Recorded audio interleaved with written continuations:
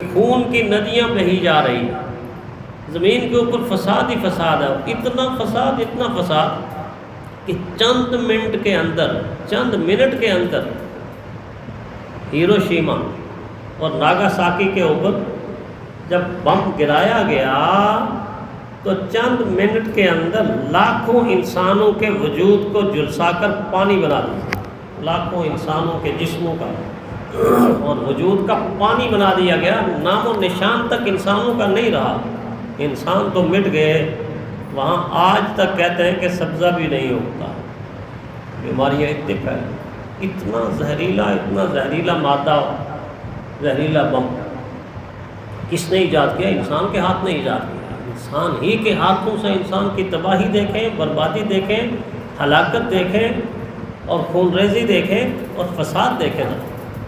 چھوٹی سی میں نے مثال دی ہے، تاریخ جب ہم پڑھیں گے تو پھر تاریخ میں ہمیں نظر آئے گا کہ کس طرح انسان کا دشمن بنا، کس طرح انسان نے اپنے ہاتھوں سے انسان کو قتل کیا۔ آدم علیہ السلام کے پہلے ہی بیٹے قابیل نے حابیل کو کیسے قتل کر دیا، اپنے ہی ہاتھوں سے قتل کر دیا۔ تو جب فرشتوں نے یہ کہا کہ یہ فساد مچائے گا، یہ خون ریزی کرے گا، تو نسل انسانی کی تاریخ یہ گواہی دیتی ہے کہ فرشتوں کی رائے ٹھیک تھی۔ آج بھی دنیا کے اندر یہ چل رہا ہے سلسلہ، اور یوں کہا جائے تو بیجا نہیں ہے کہ انسان نے جتنا انسان کو مارا ہے، انسان نے جتنا انسانیت کا خون کیا، اور انسان نے جتنی انسانیت کے خون کی ندیاں بہائی ہیں، اور انسان نے جتنا اس زمین کے اوپر فساد پھیلایا ہے، باقی کسی مخلوق نے اس زمین کے اندر اتنا فساد نہیں کرا۔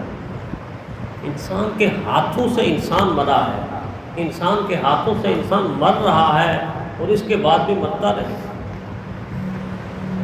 تو اللہ تعالیٰ نے جو لفظ بولا تھا، اس سے پہلے جملے میں جس کی تھوڑی سی تفسیر بیان ہوئی تھی، اصل میں اللہ ایک چیز اور بھی اس آیت کے اندر بتانا چاہتے ہیں کہ علم کلی اللہ کے پاس ہے، وہ علم جس کی حد کوئی نہیں، جس کا کنارہ کوئی نہیں، جس کا آغاز کوئی نہیں، جس کی انتہا کوئی نہیں، لا محدود علم اللہ کی ذات کے پاس ہے۔ اگر فرشتوں کو ہوتا پورا علم تو وہ تصویر کا ایک رخ دیکھ کر رائے نہ دیتے، تصویر کا دوسرا رخ بھی دیکھ لیتے، دوسرا رخ ان کے سامنے نہیں۔ جیسے ایک انسان کے سامنے پھول ہے، دیکھ رہا ہے، بڑا خوبصورت ہے، بڑا پیارا ہے، تو اس پھول کو وہ سامنے شکل و صورت کے لحاظ سے، رنگ کے لحاظ سے، نزاکت کے لحاظ سے، بناوٹ کے لحاظ سے، اس کی خوبصورت پتیوں کے لحاظ سے سب کچھ دیکھ رہا ہے، لیکن ایک چیز ایسی ہے کہ وہ یہاں سے اس کو نظر نہیں آئے گی، اس کو یہاں قریب کر کے یہاں لے جائے گا تو پھر کہے گا کیا مزے کی خوشبو ہے، کتنا پیارا گلاب ہے، کیا یہ نرگس ہے، کیا رات کی رانی ہے، کیا موتیا ہے۔ یہاں ایک پہلو، کئی پہلو نظر آئے، مگر وہ پہلو جو اندر چھپا ہوا تھا، اس پھول کے اندر چھپا ہوا تھا، وہ اس کو نظر نہیں آیا، کیونکہ آنکھوں سے وہ نظر آ نہیں سکتا تھا۔ قریب کیا گیا، ناک کے قریب آیا تو اس کا دماغ روشن ہو گیا، اور دماغ جب روشن ہوا تو یہ دیکھا الحمدللہ، کیا قدرت ہے اللہ کی، کتنی پیاری خوشبو اس کے اندر چھپائی ہوئی۔ فرشتوں کو جب کہا انی جاعل فی الارض خلیفہ، میں زمین کے اندر خلیفہ بنانے والا ہوں، ان کو یہ پتہ نہیں چل سکا کہ خلیفہ کی خے میں کیا رکھا ہوا اللہ۔ خلیفہ کا پہلا خے، خا، یہ حرف اشارہ کر رہا تھا کہ میں ایک ایسی مخلوق بنانے والا ہوں جس کے اندر اپنی مخلوق کی خدمت کا اتنا جذبہ ہوگا کہ بعض لوگ دوسروں کی خدمت کے لیے اپنی جوانیاں، اپنی عمر، اپنی زندگی، اپنا تن، اپنا من، اپنا دھن، اپنا مال، سب کچھ دوسروں کی خدمت کے لیے قربان کرتے ہیں۔ ویسے ایسے لوگ دنیا میں گزرے ہیں، اب بھی موجود ہیں جو اپنے منہ کا لقمہ ہٹا کے دوسرے کو کھلا رہے ہیں. نہیں، اس کو زیادہ ضرورت ہے. اپنے منہ کا پانی ہٹا کے دوسرے کو پلانے، نہیں، اس کو زیادہ ضرورت ہے. ہر زمانے میں تاریخ صحابہ میں تو رہے ہیں، صحابہ کے تو بہت زیادہ واقعات آپ نے سنے ہوئے کہ کس طرح اپنے بچوں کو بھوکا رکھا، خود بھوکے رہے اور حضور کے مہمان کو کھانا کھلا دیا. اللہ کے نبی نے جب اعلان کیا تھا نا، ایک مہمان آیا، غربت کا دور تھا، کوئی ہے جو اس کو کھانا کھلا دے؟ تو ایک صحابی نے کہا میں اس کو لے جاتا. گھر جا کر دیکھا تو اتنا تھا، بچے کھاتے، بیوی کھاتی، خود کھاتے تو مہمان بھوکا رہ جاتا. مہمان کو کھلاتے، خود بھوکے رہ جاتے. مشورہ کیا ہوا؟ چراغ بجھا دو، کھانا رکھ لو، کھائیں گے، اس کو نہیں پتہ چلے گا ہم کھا رہے ہیں کہ نہیں، یہ سیر ہو جائے گا. خود بھوکے رہے، بچے بھوکے رہے، رات کی تاریکی میں اس کو کھانا کھلایا. صبح حضور کے پاس پہنچا ہی نہیں کہ وحی کے ذریعے سے اللہ نے بتا دیا آپ کا وہ شاگرد آ رہا ہے جو یہ سمجھتا تھا کہ رات کی تاریکی میں کوئی نہیں دیکھ رہا، ہم اسے دیکھ رہے تھے، ہم عرش سے اس کو دیکھ رہے تھے کہ وہ خود بھوک برداشت کر رہے تھے اور اے میرے محبوب تیرے مہمان کو کھانا کھلا رہے تھے. خلافت کی پہلی خیر بتاتی ہے کہ فرشتوں کی نظر، فرشتوں کا علم وہاں تک نہیں پہنچا. علم کلی اللہ کے پاس ہے. علم کلی اللہ نے آج تک کسی کو دیا ہی نہیں ہے. علم کلی سے عطا اللہ نے اپنے انبیاء کو دی ہے. پھر انبیاء کا علم اتنا بے بہا علم، بحر بے کراں کہ ایک عام آدمی کی عقلی سطح اس تک پہنچ ہی نہیں سکتی. اتنا اللہ نے انبیاء کو علم دیا. امام الانبیاء کو بے بہا علم دیا، اندازہ نہیں کر سکتا وحی کا علم. لیکن اس کے باوجود بھی نبیوں کا علم، امام الانبیاء کا علم، اولیاء کا علم، اہل دانش کا علم، عقلاء کا علم، فقہاء کا علم، سائنسدانوں کا علم، پوری دنیا کا علم اگر اکٹھا کر لیا جائے تو اللہ کے علم کے مقابلے میں ایسا ہی ہے جیسے سمندر کے مقابلے میں ایک قطرہ. وما اوتیتم من العلم الا قلیلا. تو انی جاعل فی الارض خلیفہ کی جو خیر ہے، خدمت انسانیت کے لیے میں اپنا ایک نائب، اور واقعی نائب کی ڈیوٹی وہی ہوتی ہے نا جو اصل کی ڈیوٹی ہوتی ہے. اللہ اپنے بندوں کو کتنا کھلاتا، صرف بندوں کو نہیں کھلاتا، انسانوں کو نہیں کھلاتا. اللہ انسانوں میں سے ان کو بھی کھلاتا ہے جو اللہ کو مانتے ہیں، ان کو بھی کھلاتا ہے جو اللہ کا انکار کرتے ہیں. اقرار کرنے والوں کو بھی کھلاتا، انکار کرنے والوں کو بھی کھلاتا. پھر اس سے ہٹ کر کتنی کھانے والی مخلوق ہے. نباتات بھی خوراک لیتے ہیں، حشرات بھی کھاتے ہیں، حیوانات بھی کھاتے ہیں، جنات بھی کھاتے ہیں، پرندے بھی کھاتے ہیں، چرندے بھی کھاتے ہیں، درندے بھی کھاتے ہیں، مچھلیاں بھی کھاتی ہیں، جنات بھی کھاتے ہیں، انسان بھی کھاتے ہیں. کھانے والی ساری مخلوق کو اللہ کھلاتا ہے. اور انی جاعل فی الارض خلیفہ میں اسی چیز کا تقاضا ہے کہ جس طرح میں سب کو کھلاتا ہوں، تمہارے اندر اسی طرح کا مادہ ہونا چاہیے. تم بھی کھلانے والے بنو، کھلانے والے، خدمت کرنے والے. تو جو خلیفہ کی خواہ میں چھپا ہوا خدمت کا جو عنصر تھا، اس کی طرف توجہ نہیں گئی فرشتوں، اور خواہ کی طرف ایک اور بہت عمدہ صفت چھپی ہوئی ہے، وہ خلوص ہے.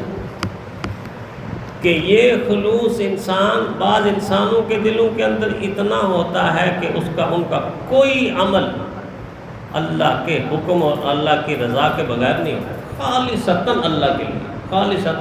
اللہ کے لیے. جس طرح حضور سے فرمایا کہ آپ کہہ دیجئے ان صلاتی و نسکی و محیایا و مماتی للہ رب العالمین. فرما دیجئے آپ میری ساری عبادت، میری زندگی، میرا دنیا سے جانا، میری قربانی، میری نماز سب اللہ کے لیے. مومن کو اس چیز کا پابند بنا گیا ہے، ہر عمل اللہ کی ذات کے لیے کرنا. یہ خلوص ہے، بس اللہ کے لیے کرنا. تو دو کمزوریوں کا اظہار اس لیے فرشتوں نے فرمایا کہ بظاہر نظر آنے والی یہ دو کمزوریاں نظر آ رہی تھی کہ آنے والے وقت کے اندر انسان بعض دفعہ وحشی بنے گا، درندہ بنے گا، بھیڑیا بنے گا، انسان انسانیت کا قاتل بنے گا، رشتوں کا قاتل بنے گا، اور عقیدے کی بنیاد پر قتل کرے گا، غصے کی بنیاد پر قتل کرے گا، حرص کی بنیاد پر قتل کرے گا، لالچ کی بنیاد پر قتل کرے گا، پیسے کی بنیاد پر قتل کرے گا، بات بات کے اوپر قتل۔ مجھے تو ایسا لگتا ہے کہ فرشتوں نے ہمارے آج کے پاکستان کو دیکھ لیا تھا فرشتوں نے اس وقت ہمارے اس پاکستان کو دیکھ لیا تھا، جس کے بارے میں کسی نے کہا نا، ختم ہوتا ہی نہیں کوحرام تیرے شہر میں، ختم ہوتا ہی نہیں کوحرام تیرے شہر میں، آدمیت ہو گئی نیلام تیرے شہر میں، دس رہا ہے بے تکلف آدمی کو آدمی، کون سا نافذ ہے آپ اسلام تیرے شہر میں، کون سا نافذ آپ اسلام تیرے شہر میں۔ خون ریزی سے بلوچستان بھر چکا ہے اور ہمارے ہاتھوں سے تقریباً نکل چکا ہے، اس وقت خون ریزی سے کے بھر چکا ہے، ہمارے ہاتھوں سے تقریباً نکل چکا ہے۔ اب کشمیر کی باری آ رہی ہے، کشمیر کے اندر جو کچھ ہو رہا ہے میڈیا تو نہیں دکھا رہا، نیٹ تو بند ہے، لیکن خطرہ ہے اور بڑا خطرہ ہے کہ ہماری حماقتوں کی وجہ سے پہلے ہی اس ملک کے دو ٹکڑے ہو گئے، اب کہیں ایسا نہ ہو اللہ نہ کرے کہ اس ٹکڑے کو بھی ہم الگ کر کے پھینک، اتنی خطرناک حالت۔ تو بہرحال یہ رائے جو فرشتوں کی آئی، یہ ہر زمانے کے اندر سامنے آئی کہ انسان فساد کرتا رہا، انسان خون بہاتا رہا، اس کے ساتھ ہی فرشتوں نے اپنی طرف سے یہ بات کہہ دی کہ اے اللہ، اگر آپ کو بندگی کی ضرورت ہے، عبادت کی ضرورت ہے، وَنَحْنُ نُسَبِّحُ بِحَمْدِكَ، ہم تو آپ کی تعریف کرتے ہیں، جتنی تعریف فرشتہ اللہ کی کر سکتا ہے انسان کے بس کی بات نہیں ہے۔ ایک فرشتہ یا فرشتوں کی ایک نو جو رکوع کے اندر اللہ کی تعریف کر رہی ہے، سبحان ربی العظیم، سبحان ربی العظیم، جب سے پیدا ہوئی ہے کر رہی ہے، قیامت کی صبح تک کرتی رہے گی۔ ہم کتنا لمبا رکوع کر سکتے ہیں؟ ایک نو جو سجدے کے اندر جا کر اللہ کی تعریف کرے، سبحان ربی الاعلیٰ، سبحان ربی الاعلیٰ، سبحان ربی الاعلیٰ، جب سے پیدا ہوئے ہیں سجدے میں کر رہے ہیں، آج بھی کر رہے ہیں، قیامت کی صبح تک ہمیشہ کے لیے کرتے ہیں۔ ہم اتنا لمبا سجدہ کہاں کر سکتے ہیں؟ ہم اتنا لمبا قیام کہاں کر سکتے ہیں؟ وہ تو اللہ کی عنایت ہے کہ جو سال ہا سال صدیوں سے فرشتے کر رہے ہیں، اللہ نے اس انسان کو اور خاص کر حضور کے امتی کو چند منٹوں کے اندر اس کا رزلٹ، نتیجہ اور اجر دے دیا۔ تو چند منٹ کھڑا ہو جا، میں تجھے اس فرشتوں کے قیام سے زیادہ اجر دے دوں گا جو سال ہا سال اور صدیاں اربوں خربوں سال۔ کتنی اللہ کی مہربانی۔ تو فرشتوں نے عرض کیا کہ ہم تو تیری تسبیح بیان کرتے ہیں، تیری پاکیزگی بیان کرتے ہیں۔ اللہ سے یہ کہا، اب آیت کے آخری حصے میں اللہ کا جواب ہے، اللہ تعالیٰ کی ذات کا جواب ہے، بڑا پیارا جواب ہے اور بڑا علمی باتوں سے بھرا ہوا جواب ہے۔ چھوٹا سا جملہ ہے جو اگلے درس میں انشاءاللہ آئے گا۔ بس اللہ نے ایک مختصر سا جملہ ان سے فرمایا، اس جملے کے اثرات آج تک انسان دیکھتا، انسانی عقل حیران رہتی ہے کہ اللہ نے کیا خوبصورتی کے ساتھ ایک سادے سے جملے سے فرشتوں کا جواب دے دیا اور یہ کہہ دیا، تم تو تصویر کا ایک رخ دیکھ رہے ہو اور میری ذات ایسی ہے کہ میں چاروں طرف سے دیکھتا ہوں، اندر سے دیکھتا ہوں، باہر سے دیکھتا ہوں، اوپر سے دیکھتا ہوں، نیچے سے دیکھتا ہوں۔ کیسے دیکھتا ہوں؟ بننے سے پہلے بھی دیکھتا ہوں، بنا کر بھی دیکھتا ہوں، اور چیز بن کے بگڑ جائے گی، ختم ہو جائے گی، اس وقت بھی دیکھتا ہوں۔ میرے دیکھنے میں اور آپ کے دیکھنے میں فرق، میں ایک لمحے کے اندر پوری کائنات کو دیکھتا ہوں۔